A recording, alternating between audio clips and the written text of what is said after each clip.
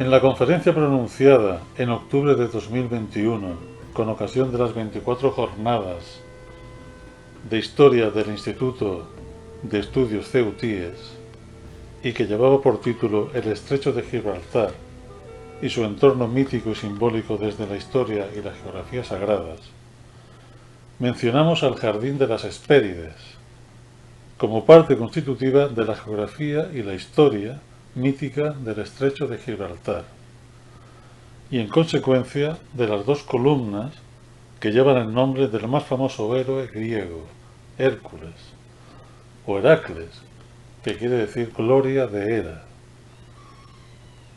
Y no hay que olvidar, en este sentido, que dicho jardín fue cantado por el dramaturgo Eurípides en las siguientes palabras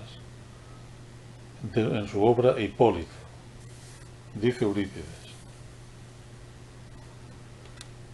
me gustaría alcanzar en mi camino la costa que da entre sus frutos las manzanas de las Hespérides cantoras, donde el soberano del purpúreo mar ya no concede ruta a los marineros y fija el venerable límite del cielo que Atlas sostiene. Las fuentes destilan ambrosía en la alcoba nupcial del palacio de Zeus,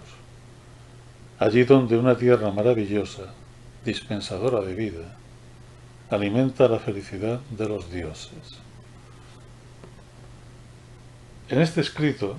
queremos ampliar un poco más el episodio central que rodea el simbolismo del Jardín de las Hespérides, de Vesper, la tarde, episodio que no es otro que el robo de las manzanas de oro. Este mito, o sea, esta historia verdadera, pues los mitos tradicionales, lejos de ser cuentos o mentiras, como se piensa un poco infantilmente, nos hablan en realidad de lo que importa saber y conocer.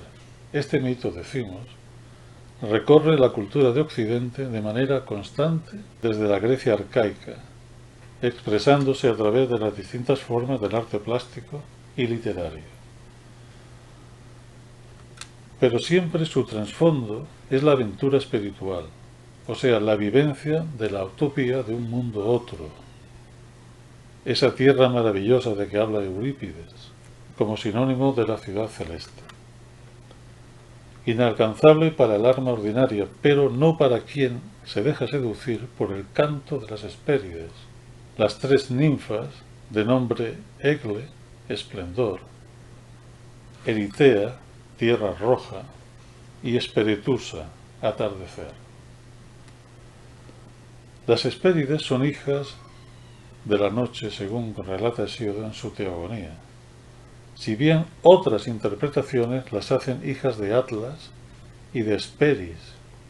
uno de los nombres de Venus como estrella vespertina o del poniente.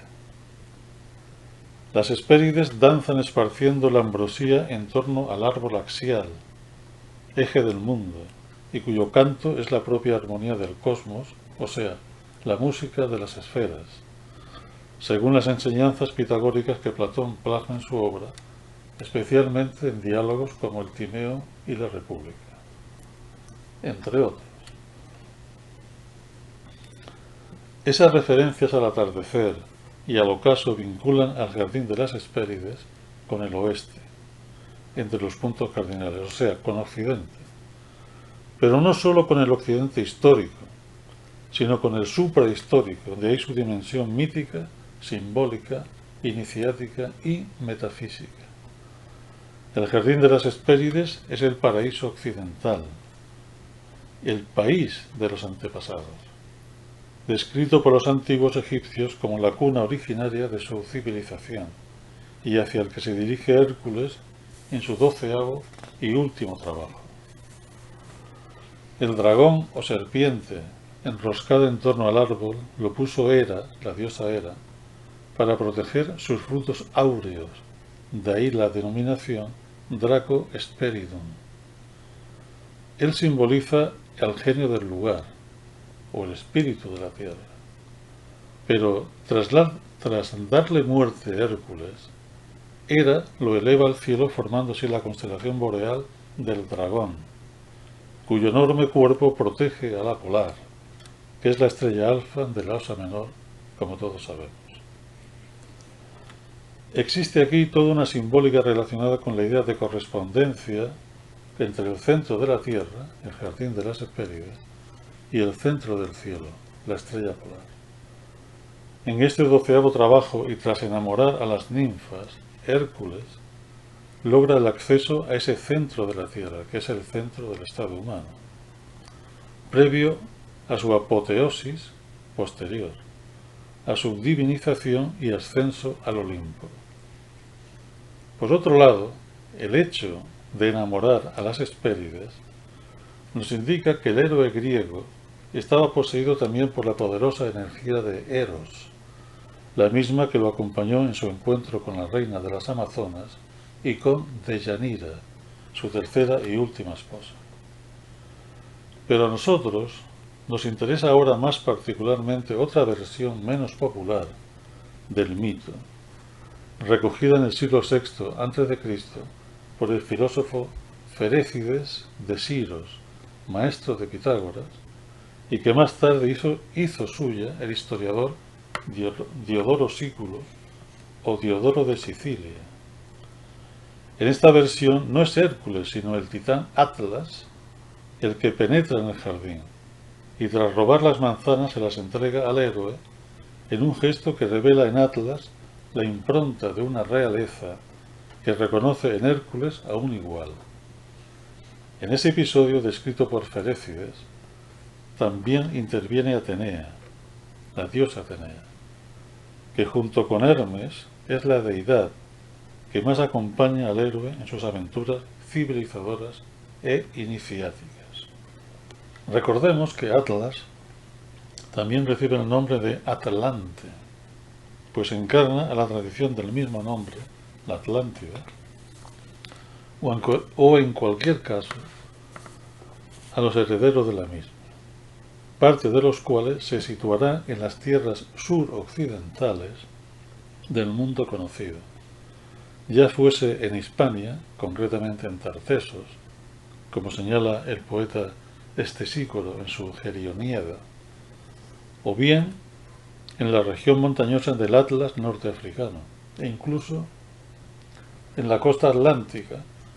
de la comarca de Tánger, llamada la Tingitania en tiempos de Roma. En verdad, toda esa zona geográfica constituía en la remota antigüedad un conjunto cultural estrechamente interrelacionado, y así lo testimoniaron los geógrafos, historiadores y poetas que recogieron su memoria, entreverada con el mito y la leyenda. Concretamente, en el relato de Ferécides y de Diodoro Sículo, se cuenta que Nereo, uno de los dioses del mar, le indicó a Hércules el camino hacia el jardín de las Hespérides, pero remontando previamente el río Océano, el Atlántico, subido en la copa del Sol, o sea, acompañando en su recorrido al astro rey, lo cual es una forma de señalar la naturaleza solar que el alma de Hércules había alcanzado al superar las numerosas pruebas que tuvo que afrontar durante sus 11 trabajos previos, de los 12 que debía cumplir. Número que está en relación con el simbolismo solar, vinculado con la iniciación en los misterios menores relacionados con la cosmogonía, antesala del ascenso al Olimpo supracósmico, relacionado a su vez con los misterios mayores. Transportado en la copa del Sol, Hércules llega al Cáucaso tras atravesar el océano y sumergirse en las aguas de la muerte. O sea, que el héroe realiza todo un viaje circular que lo conduce hasta la cordillera del Cáucaso, un lugar mítico para el mundo helénico de aquella época. A sus pies, y bañada por las aguas del Ponto, o el Mar Negro, se encontraba la Cólquida, lugar no menos mítico, donde se desarrolla el ciclo de la conquista del Vellocino de Oro, llevada a cabo por otros héroes como Jasón y los argonautas, a los que en un principio acompañó Hércules, si bien éste se separa de ellos en un momento dado, pues su destino lo llevaría hacia las tierras de Occidente. Tengamos en cuenta que para el mundo griego arcaico el Cáucaso es el límite oriental del mundo, y lo que había más allá era completamente desconocido, como lo era todo lo que había allende las columnas de Hércules, su límite occidental. La intención de Nereo, haciendo viajar a Hércules de occidente a oriente, era conducirlo al encuentro con otro titán, Prometeo, hermano de Atlas, que se hallaba precisamente en el Cáucaso encadenado a un pilar, sufriendo el castigo que le impuso Zeus tras robar el fuego de los dioses para infundir la vida a los hombres, o sea, al elemento humano que pervivía como una posibilidad inferior en la raza divina y suprahumana que dominó durante el ciclo de la Edad de Oro y en menor medida durante la Edad de Plata. Aquí hemos de recurrir a la doctrina tradicional de los ciclos, referida concretamente a las 4 edades de la humanidad, de oro, plata, bronce y hierro, análogas a las 4 edades del Manvantara hindú, que nos enseña que fue durante la Edad de Plata cuando la civilización atlante nace y vive su periodo de mayor esplendor antes de decaer y desaparecer hacia la mitad de la siguiente edad, la Edad de Bronce. Precisamente, y para entender lo que hemos dicho antes en relación con Prometeo, es Platón el primero en mencionar, en su diálogo Crítias, que fue el predominio del elemento humano dentro de la tradición atlante el que provoca la decadencia de la misma, de esa raza divina que la gobernaba. Y eso ocurre en la Edad de Bronce, como decimos, durante la cual tiene lugar el diluvio universal y el fin de la civilización atlante, cuya isla continente se sumerge en el océano al que dio nombre, marcando así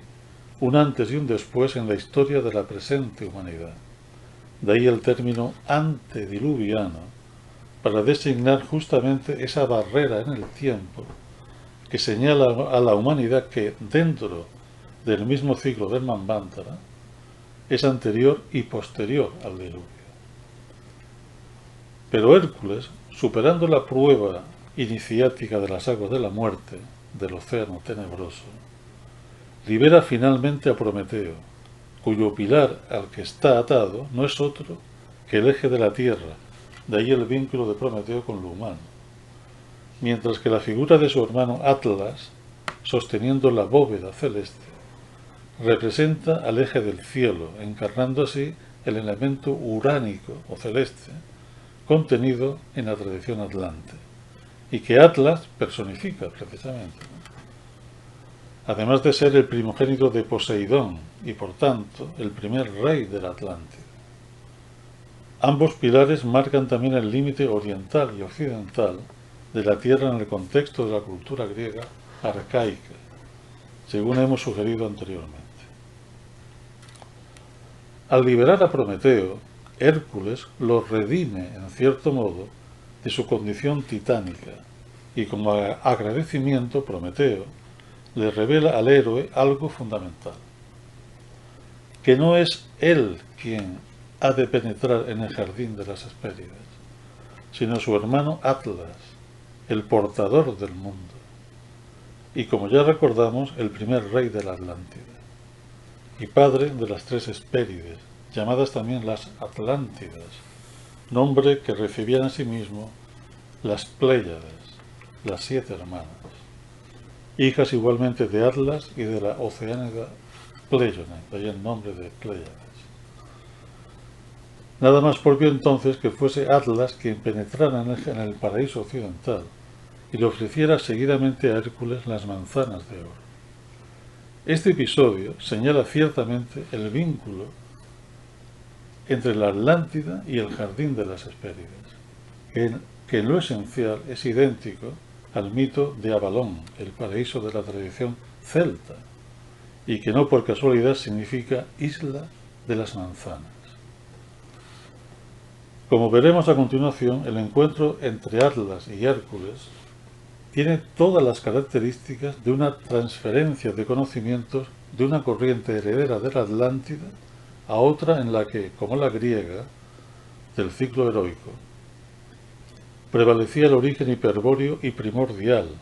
caro a casi todos los pueblos indoeuropeos, que en efecto eran portadores de símbolos, ritos y mitos que remitían a una espiritualidad olímpica.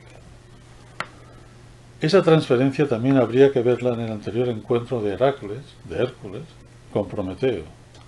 siendo la liberación de este último, por parte del héroe griego, el reconocimiento de ese hecho, lo cual le permitirá a Prometeo entroncar su estirpe con la del pueblo heleno. En efecto, esa redención hizo posible que Prometeo engendrara a Deucalión, padre a su vez de Helen, del que nacerían los helenos, quienes dieron nombre a la Hélade. Esto es, a nuestro entender, la enseñanza, o mejor dicho, una de las enseñanzas que se deriva de este episodio, basándonos en este caso concreto en lo referido por René Guénon, acerca de que la constitución de algunas de las tradiciones que iban a tener un papel relevante durante la última y cuarta edad del Manvantara, la edad de hierro o Kali Yuga, que es la edad oscura en la tradición hindú, se produjo gracias al encuentro de una corriente venida de la Atlántida y otra procedente de la tradición primordial. Tal parece ser el caso de la tradición griega. Esto último es lo que, a nuestro entender, está explicando la escena de la entrega de las manzanas de oro de Atlas a Hércules en la metopa del templo de Zeus en Olimpia, lo cual no niega obviamente las demás interpretaciones de este mito, de por sí riquísimo en significados que van desde lo metafísico a lo histórico y literario incluso. En esa escena observamos a Hércules sosteniendo el cielo, cumpliendo así lo encomendado por Prometeo y Nereo, en tanto que Atlas, que ha penetrado en el jardín y robado las manzanas del árbol del mundo, se las ofrece a Hércules, quien lo ha sustituido momentáneamente en el sostenimiento de la bóveda celeste. Lo importante es ver en ese ofrecimiento de Atlas la entrega del depósito de la sabiduría que las manzanas áureas desde luego simbolizan. A las espaldas de Hércules aparece Atenea, la diosa que acompaña al héroe en muchos de sus trabajos, aconsejándole el espíritu de la moderación, la arete heroica, contraria a la desmesura o ibris titánica. Y en este caso concreto, la que le ayuda a sostener la bóveda celeste con un gesto apenas perceptible. Acerca de la naturaleza de Atenea y de su relación con Hércules, en este episodio traemos las siguientes palabras de Walter Otto, perteneciente a su libro Los dioses griegos. Dice Walter Otto: porque ella es mucho más que una luchadora, expresado del modo más memorable en su solicitud afectuosa frente a Heracles, cuya actitud muestra algo más que ardor bélico y deseo de entrar en combate contra cualquier adversario. El grandioso rasgo que ennoblece las hazañas de Hércules es la expresión del espíritu de Atenea. Lo acompaña en sus correrías, lo ayuda para llevar a cabo lo sobrehumano y lo introduce finalmente en el cielo. Una y otra vez ella aparece oportunamente como consejera fiel y ayudante del poderoso, que enfrentó a los monstruos para luchar gloriosamente y abrirse paso hacia los dioses. La cercanía de lo divino, en el momento más difícil de la prueba, tal vez no se mostró nunca de manera más emocionante que en la metopa de Atlas del templo de Zeus en Olimpia.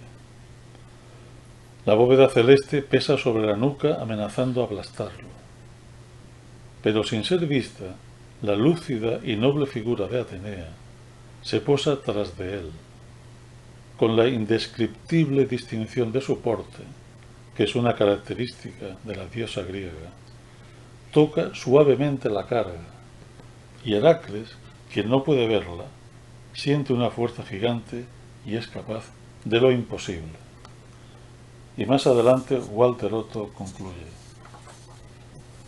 la presencia de la diosa que lo ilustra con gesto real no nos deja duda de que la hazaña se consumó en sentido elevado.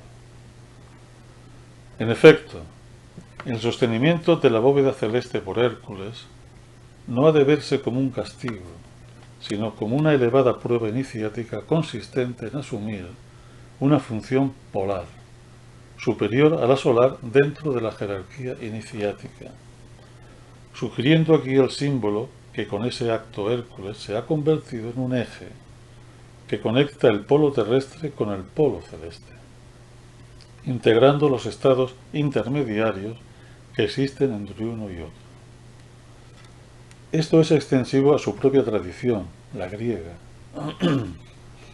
a la que él está representando siempre como héroe civilizador que es. Lo mismo podemos decir de Atlas, en este caso, considerado como el heredero de una corriente atlante que durante el ciclo heroico, anterior a la cronología histórica, hay que tenerlo esto en cuenta, todavía pervivía en el occidente europeo. Y por eso mismo su encuentro con Hércules debe inscribirse dentro de una perspectiva metafísica de la historia. Hércules, al salir airoso de todas sus pruebas, se convierte en un eje del mundo. Atlas también es ese eje, y así ha sido representado siempre sosteniendo la esfera celeste. Por eso mismo, y pese a las apariencias, tampoco hemos de ver aquí un castigo divino a este último. Dicho castigo sería una lectura, pero una lectura que no contempla otros aspectos importantes, pues al centrarse en lo punible, se obvia que Atlas es en realidad la imagen misma del iniciado en el conocimiento, que sostiene sobre sus hombros el mundo, o sea, el que da sentido a ese mundo, del que él es el eje. Por eso la denominación de hijo del cielo y de la tierra, dado en varias tradiciones a quien ha llegado al centro del estado humano uniendo ambos mundos en sí mismo. Por extensión, ese sostenimiento es también una imagen de la propia tradición, en su sentido originario, ¿no? O sea, de la tradición polar. Y eso fue también la Atlántida antes de su decadencia y caída, ya que para el ciclo que le tocó vivir era la heredera de la tradición primordial. Que en esta escena Hércules nos reciba de manos de Atlas las manzanas de oro del jardín de las Hespérides, nos está indicando justamente que esa transmisión espiritual se produjo entre los herederos de los atlantes, venidos del occidente, y los griegos del ciclo heroico, personificados en Hércules, portadores, en su gran mayoría, de una espiritualidad olímpica que los relacionaba con los dioses uránicos del ciclo hiperbóreo y primordial, como antes hemos señalado. El hecho de que Atlas fuera llamado también el portador se relaciona con la herencia atlante, y la ciencia sagrada de la que ella era depositaria pasaría a otras culturas que la adaptarían a las circunstancias de tiempo y lugar. En relación con dicha ciencia, es significativo que Atlas fuese considerado también como el primer astrónomo y por tanto astrólogo, pues tanto la astronomía como la astrología eran una sola en la antigüedad y además de carácter sacerdotal, como era obvio entre los caldeos, los egipcios o los mayas, ligada con la precesión de los equinoccios y el zodíaco, esos relojes cósmicos, polares y solares, respectivamente, que regulan la existencia y el desarrollo de la vida cósmica y humana. Como señala a este respecto Robert Gray, en los mitos griegos, el contacto de Atlas y Hércules hace de este el señor del zodíaco. Si bien este autor recoge otra leyenda, que seguramente procedía de Egipto, en la que se afirma que Hércules recibió dicha enseñanza no de Atlas, sino de Ceo,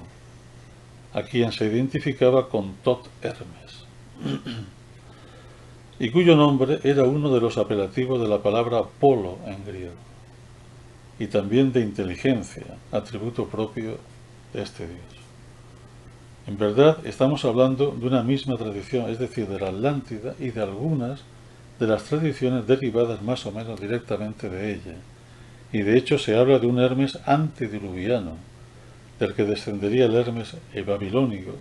y el Hermes egipcio, o sea, Tot Hermes, personificado en su casta sacerdotal, como todos sabemos, ¿no? A este respecto, la leyenda de que fueron sacerdotes egipcios quienes secuestraron a las Hespérides, Diodoro Sículo la describe de la siguiente manera, dando a entender, además, que lo que en realidad recibió Hércules fue, como hemos señalado antes, las ciencias y artes propiamente cosmogónicas, que siglos más tarde conformarán una de las formas tradicionales que tendrán un papel determinante en la continuidad de la ciencia sagrada en Occidente. Nos estamos refiriendo naturalmente a la tradición hermética, de origen greco-egipcio, dice Diodoro Sículo. Otra opinión era que Heracles rescató a las hijas de Atlante, de Atlas, que habían sido raptadas en el huerto de su familia por sacerdotes egipcios, y Atlante, agradecido, no solo le dio el objeto de su trabajo, sino que además le enseñó la astronomía por añadidura. Pues Atlante, el primer astrónomo, sabía tanto que llevaba el globo celestial en los hombros, por decirlo así. Y de aquí que se diga que Heracles le tomó el globo. A cambio del rescate de sus hijas por Hércules, Atlas, para agradecerle el favor, no solamente le ayudó en el citado trabajo, sino que le enseñó en profundidad la astrología. Y como éste había ahondado en los secretos de la astrología y había llegado a descubrir la disposición esférica de las estrellas, se sostenía comúnmente la creencia que cargaba sobre sus espaldas con el cosmos entero. De igual modo, como Heracles fue el primer en introducir en Grecia la teoría de las esferas, alcanzó gran fama, como si hubiera cargado sobre sí el cosmos de Atlas, realidad a la que los hombres aluden con palabras oscuras. Hasta aquí la cita de Diodoro Sículo. Por palabras oscuras, Diodoro se está refiriendo obviamente a la naturaleza muchas veces impenetrable y enigmática del lenguaje mítico, o sea, oscuras como sinónimo de ocultas, de misterio, en suma, que es precisamente una de las acepciones de la palabra mito. El mito es la experiencia directa de un misterio, vivido en diferentes planos de la conciencia humana, pero extensivo también a la historia, es decir, al tiempo como cuerpo vivo del ser universal. Por eso mismo, además de los diferentes sentidos iniciáticos y de reconquista del estado primordial, lo que está representando en la metopa del templo de Zeus es la adaptación a las circunstancias cíclicas del Kali Yuga de diversas corrientes tradicionales que convergieron entre sí para restaurar la espiritualidad de los orígenes, que es lo que define, por encima de otras consideraciones, a la edad de los héroes.